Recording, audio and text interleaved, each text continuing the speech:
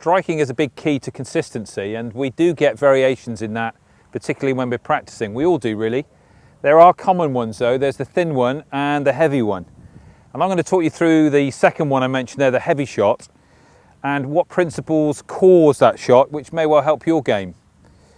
Predominantly, a lot of people are unaware of where their arc will bottom out.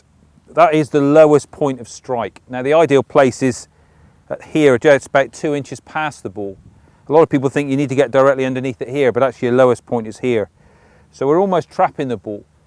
But people get obsessed with trying to hit the ball off the turf. So very often what they do is they leave their weight behind on the downswing. So they do a nice backswing position. And then as they transfer, they try and literally lift.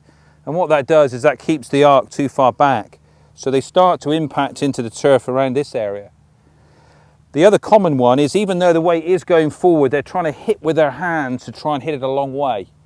And that also unleashes the angle of attack too early, and similarly they'll ground it.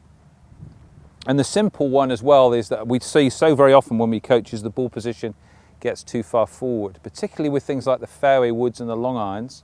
We know it needs to be forward in the stance, but they haven't positioned it correctly. It's either too far forward on the instep or the toe, and that produces an inconsistency. So here I've set up a drill to help you eliminate that heavy shot. I've put an alignment stick just outside my left foot, and you'll see my left hip is nowhere near that, but my intention is, when I get to the top of the backswing, that I'm trying to work that left side, that left hip, towards that stick. That's going to help the lower body move first, leaves my arms and shoulders behind, and that's exactly how the golf swing works, and they can then come in a little bit later.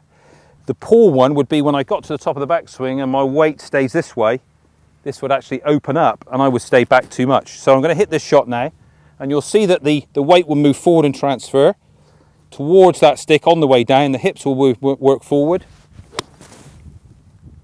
And my weight now is really trying to press into that left side. That will really help to prevent the heavy shot.